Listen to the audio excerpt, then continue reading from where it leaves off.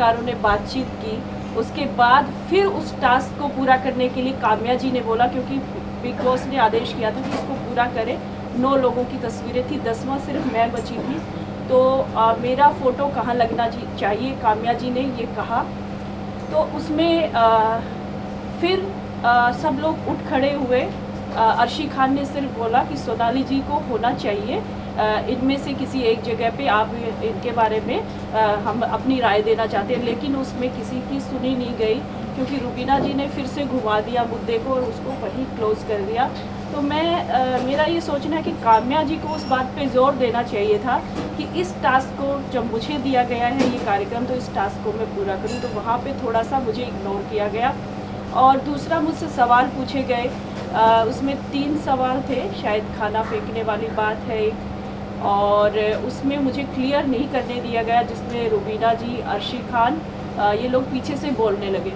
आप लोगों ने हमेशा देखा होगा, मैं जब तक शो में रही, जब 2 लोग या 3 लोग बोल रहे होते थे, मैंने बीच में कभी नहीं बोला, कभी भी नहीं बोला। आप शो पीछे कभी भी देख सकते हैं, जब वो लोग बोल के अपनी बात ख़त्म कर देते थे, तब मैं पूछती थी क्या मैं अपनी राय दूँ या मैं अपनी राय रख सकती हूँ। मैं हमेशा ये पूछती थी, क्योंकि हम लोगों ने हमेशा से ये नियम बनाए हुए हैं। हम जिस पार्टी से ताल्लुक़ रखते हैं, हमें सिखाया गया है कि हमें अपनी जो राय है वो बताने के लिए भी पूछना चाहिए कम से कम। तो मेरा ये नियम है, सिद्धांत है, तो उसको मैंने फॉलो किया।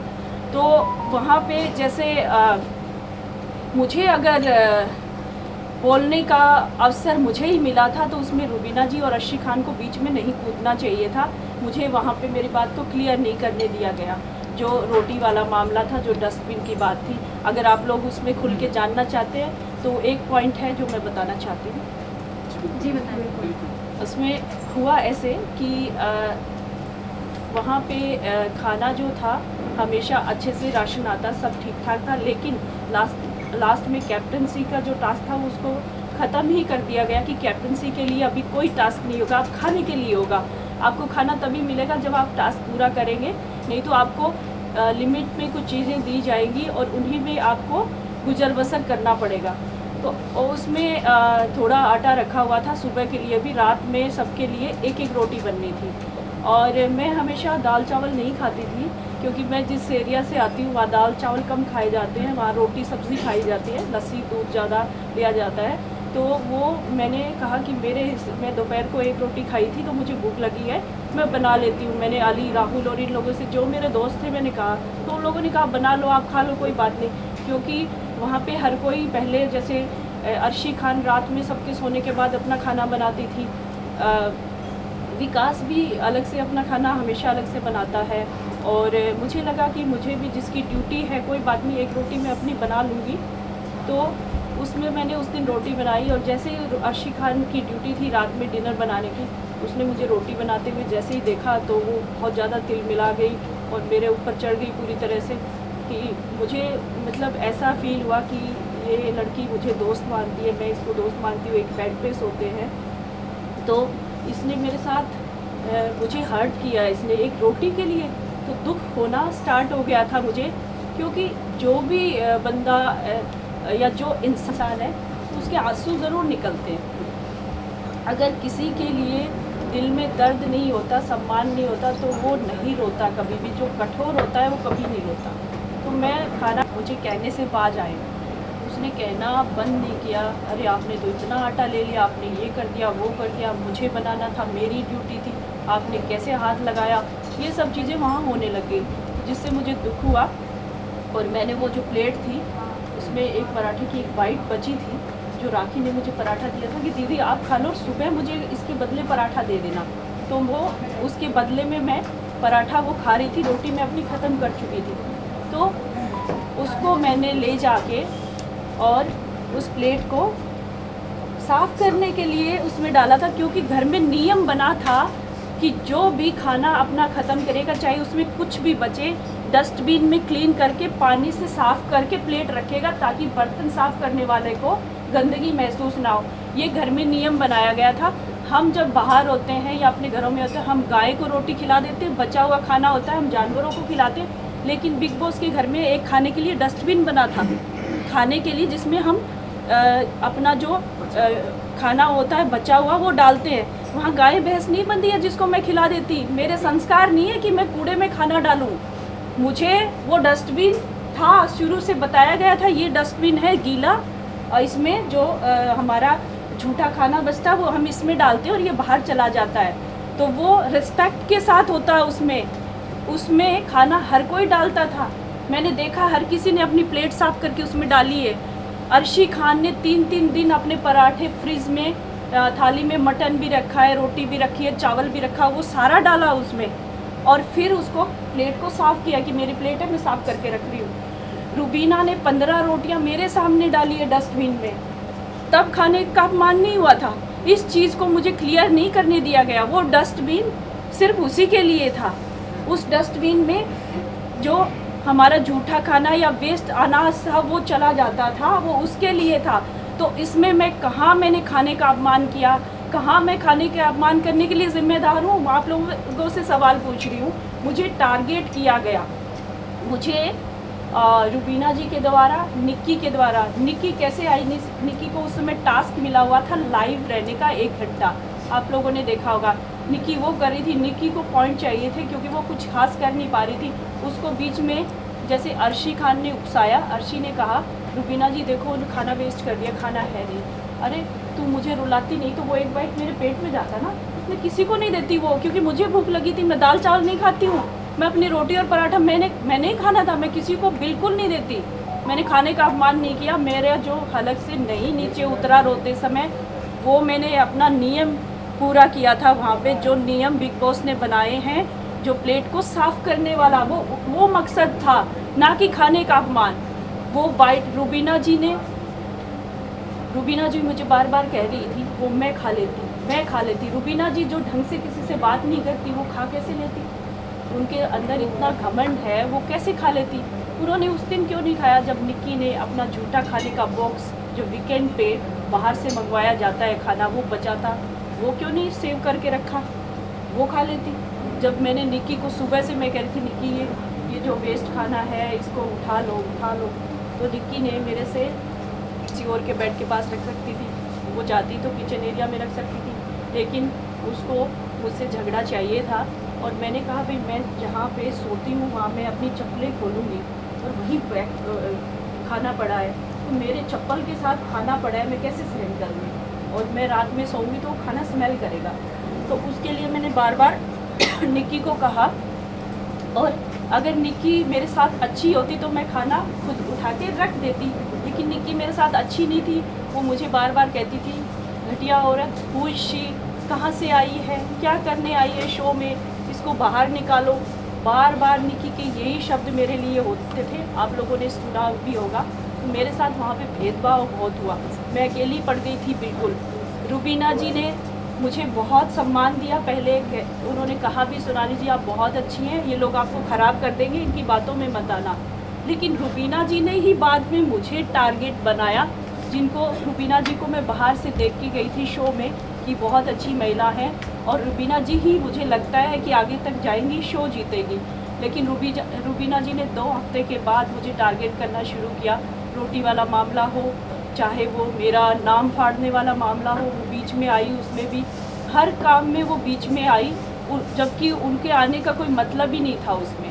और निक्की ने भी मेरे साथ किया, तो पूरी तरह से मेरे साथ भेदभाव हुआ शो में, और मुझे हर्ट किया गया काफ़ी, और मुझे परेशानियां हुई काफ़ी, क्योंकि मैं बहुत ज़्यादा भावुक हूँ।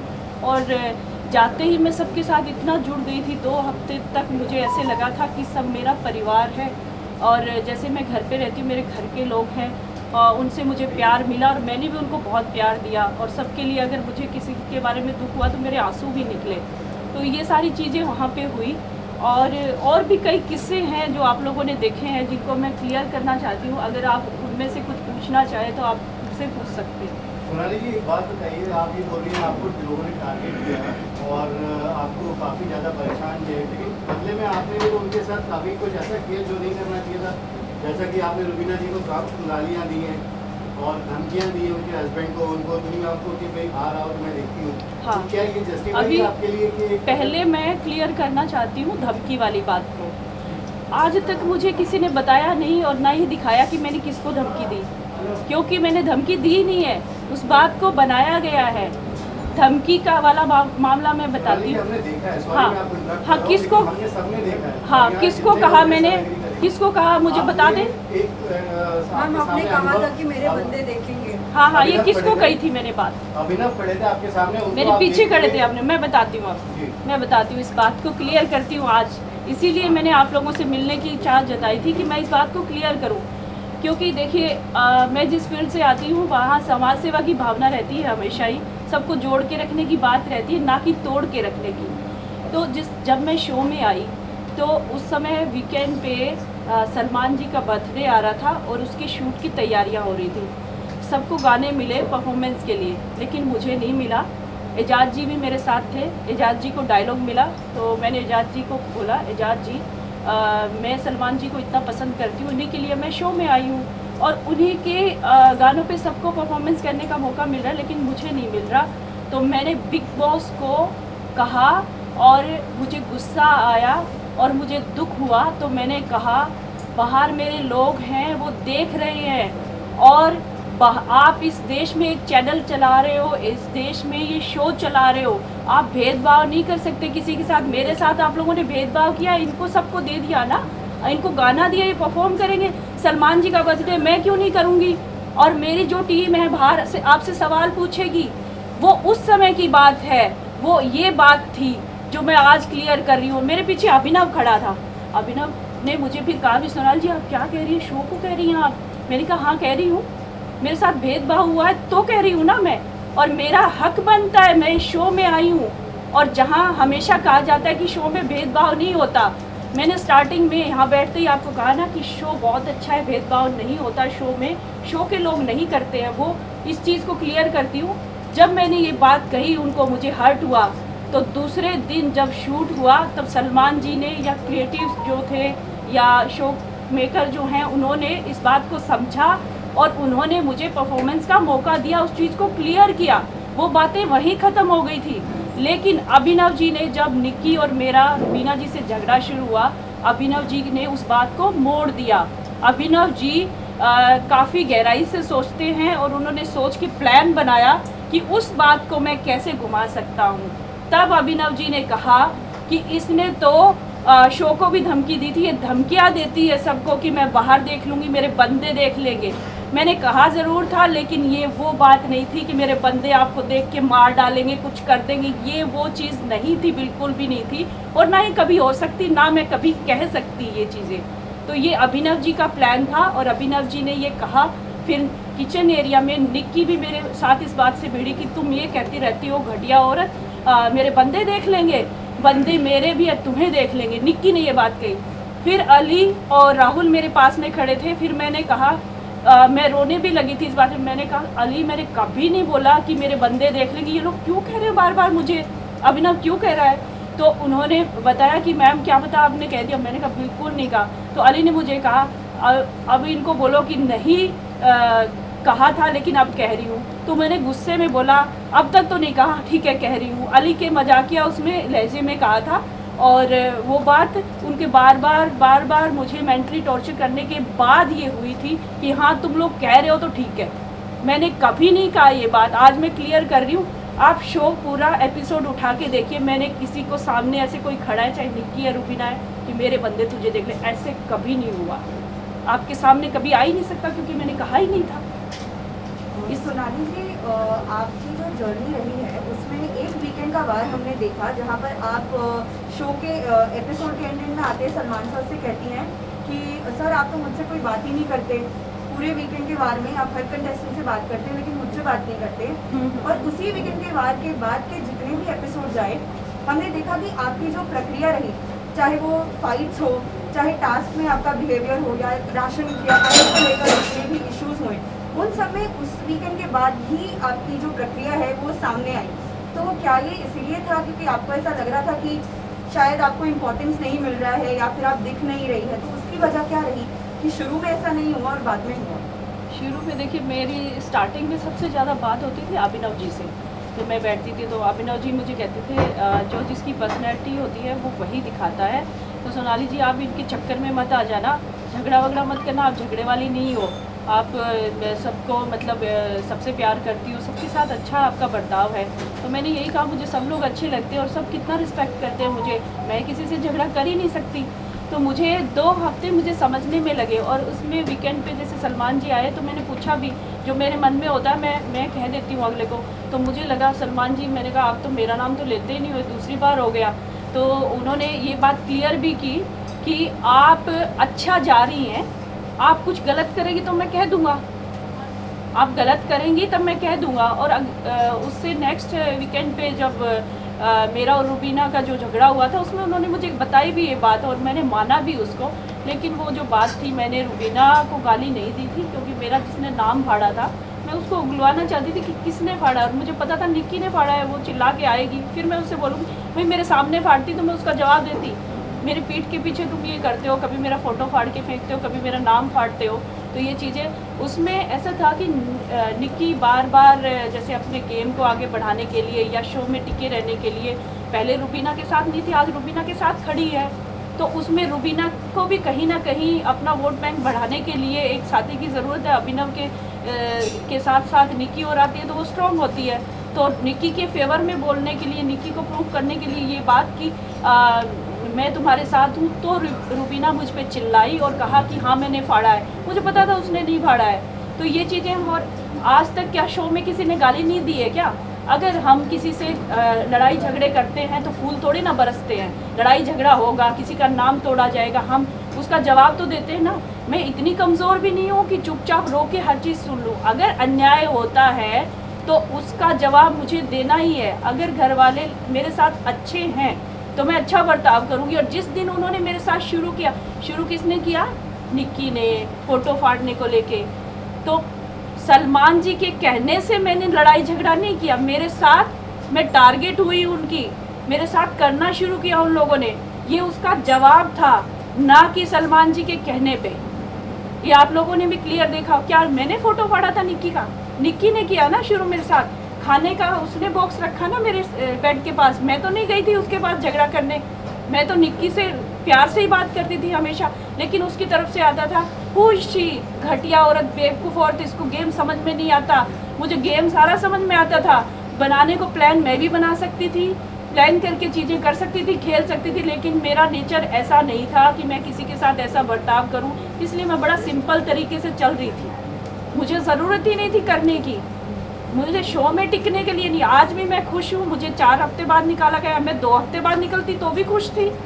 मुझे ऐसा नहीं है कि हाय मैं मरी जा रही हूँ, मुझे शो में आगे बढ़ना है, ऐसा बिल्कुल नहीं है। मेरा जैसा व्यक्तित्व है उसको मैंने दर्शाया, और मैं अगर भावुक हूँ, अपनों से प्यार करती हूँ, तो दूसरी तरफ अगर गलत होता है तो मेरा एग्रेशन भी दिखता है और मैं गलत चीज़ें कभी बर्दाश्त नहीं करती।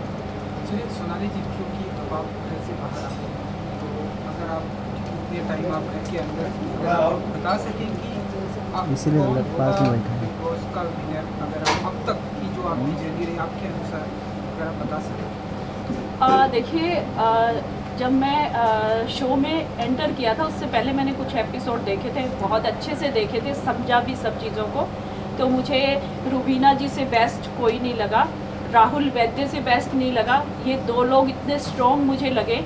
और मैंने घर के अंदर फिर जाके मैंने जैसे एजाज को मैं बहुत बुरा मानती थी जाने से पहले कि ये क्या बंदा है, अजीब है, हर जगह मतलब मुँह फाड़ के चिल्लाता रहता है और हर झगड़े में घुस जाता है और फिर अलग बैठा रहता है। तो उसका जो बर्ताव था मुझे बहुत ही मतलब ख़राब लगता था। और मैंने जब मैं घर के अंदर गई तो सब चीज़ें उल्टी हो गई थी। मैंने जब उनको सामने से जाना, क्योंकि 24 घंटे जो चलता है उसका 1.5 घंटे में जो दिखता है वो अलग है आप लोगों के सामने। मेरी भी कुछ चीज़ें ऐसी नहीं दिखाई गई। मैंने सिद्धांतों के साथ उस शो में खेला है, जो भी खेला है अपने आप को दिखाया है। लेकिन वो चीज़ें मुझे नहीं लगता कि पूरी तरह से आई है। मेरी जो 1-2 गलतियाँ थी उनको बहुत अच्छे से दिखाया गया है। तो मैं शो में जब गई हूँ तब मुझे कहीं ना कहीं लगता है कि रुबीना जी मेरी फेवरेट हमेशा रही हैं। और मेरे घर पे भी सब, जैसे मेरी मदर उनको बहुत पसंद करती थी, लेकिन आज जब मैंने उनसे पूछा आने के बाद तो मेरी माँ बिल्कुल पसंद नहीं करती उनको।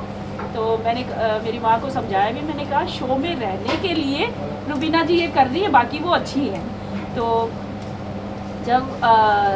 लेकिन एक तरफ वो संस्कारों की नियमों की दुहाई देती है, वहीं दूसरी तरफ अपने गेम में आगे बढ़ने के लिए वो अपने संस्कार और नियम ताक पे रख देती है, वो साइड में कर देती है, उनको कोई फ़र्क नहीं पड़ता। लेकिन हमने उनकी छवि हमेशा एक अच्छी महिला की पर्दे पे भी देखी है और मैंने बाहर भी यही महसूस किया था कि वो ऐसी है, लेकिन वो ऐसी बिल्कुल नहीं है। वो इस शो के लिए ही बनी है। रूबीना जी के बारे में कहूँगी, वो इस शो के लिए बनी है। वो ऐसी महिला है, वो इतनी चतुर है, बहुत चतुर महिला है वो।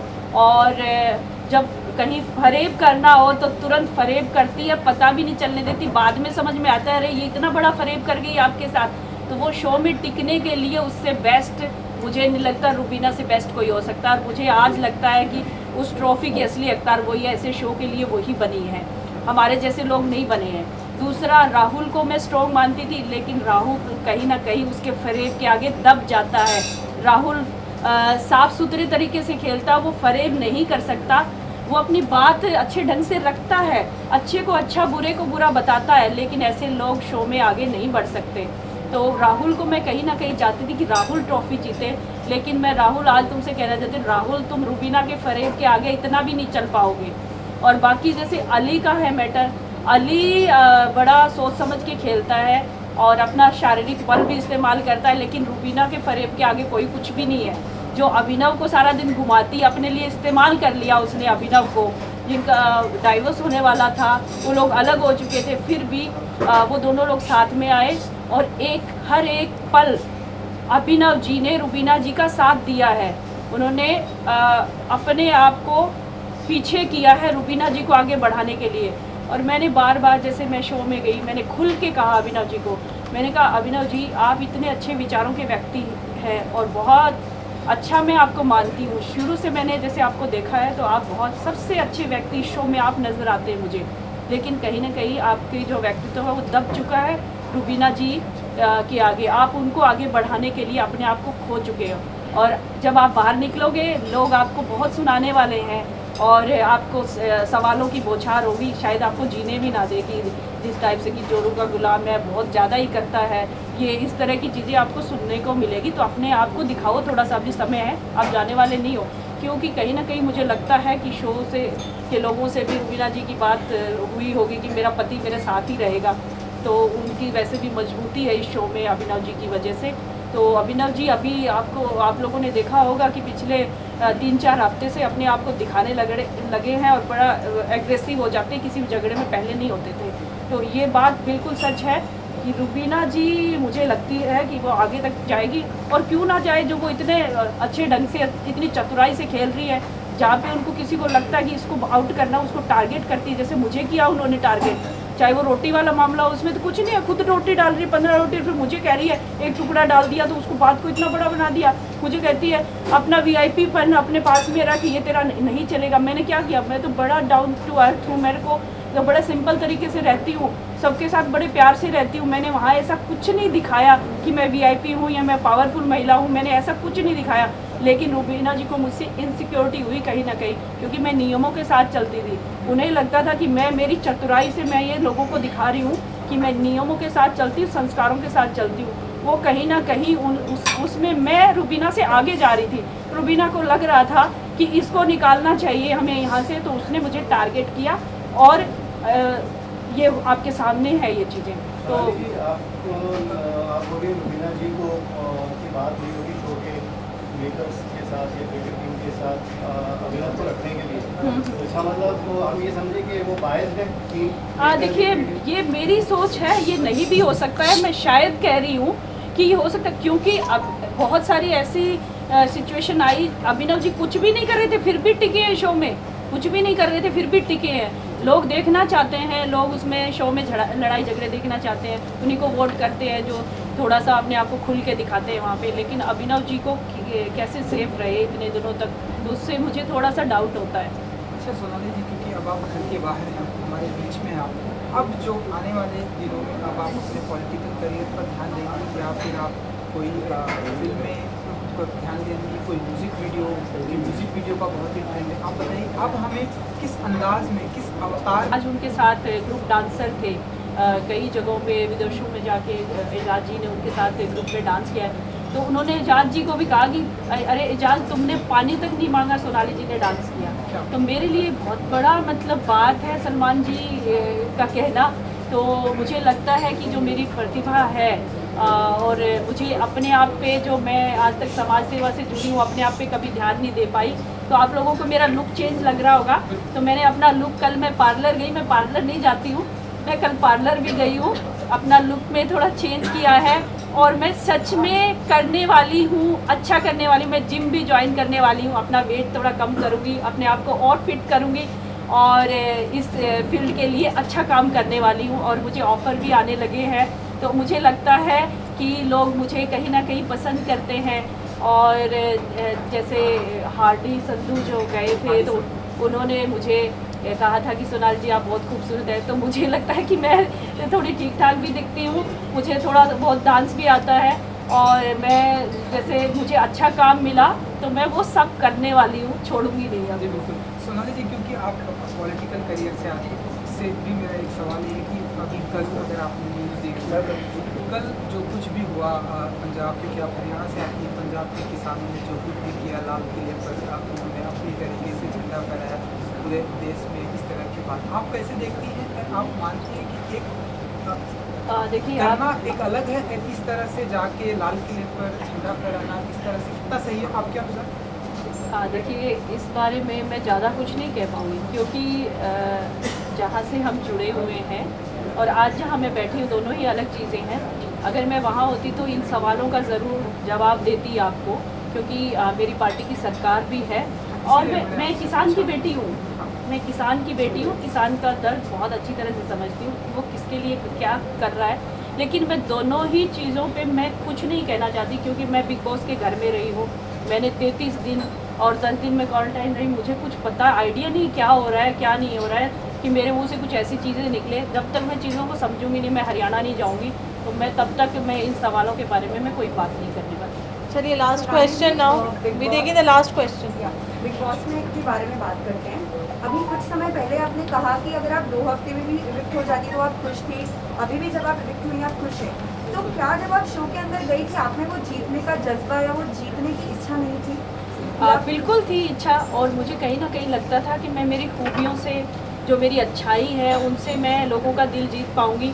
लेकिन कहीं ना कहीं मुझे लगता है इस शो में लोग अच्छे लोगों को भी देखना चाहते हैं, लेकिन ज़्यादा लोग लड़ाई झगड़े पसंद करते हैं इस शो में, मुझे ऐसे लगता है कहीं ना कहीं। और मुझे, मैं आज भी कहती हूँ इस शो में आना ही मेरे लिए बहुत बड़ी बात है और इस शो में मुझे बुलाया गया ये मेरे लिए गर्व की बात है। दूसरा, अगर मेरी बेटी ने भी कुछ कहा था कि मम्मा आप सबसे प्यार से रहते हो, कोई कुछ कहता है तो दुखी हो जाते हो, आप 1 हफ्ता ही रहोगे। और उसने कहा भी आने के बाद कि मम्मा आप बहुत स्ट्रॉन्ग हो, आप तो 33 दिन रहे हो, तो ये आपकी उपलब्धि है इसमें मतलब। और आप लोगों से मिलते रहेंगे ऐसे ही। अब मैं यहाँ पे समय लगाने वाली हूँ, तो बहुत बहुत धन्यवाद आप सभी का। हाँ।